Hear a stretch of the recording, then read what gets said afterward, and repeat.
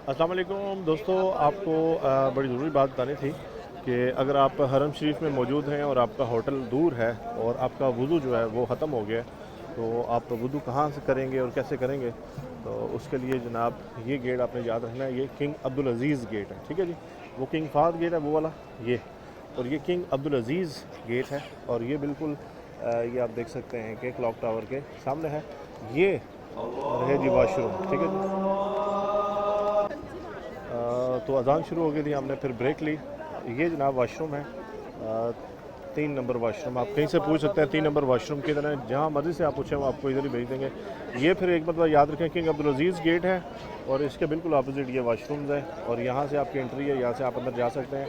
और अंदर बहुत ज़्यादा वाशरूम्स है, आप जल्दी ही जो है वो वुदू कर लेंगे इंशाअल्लाह ताला। ठीक है जी, तो बस इस वीडियो के लिए इतना ही। अपनी दुआ में याद रखिएगा। अल्लाह हामी।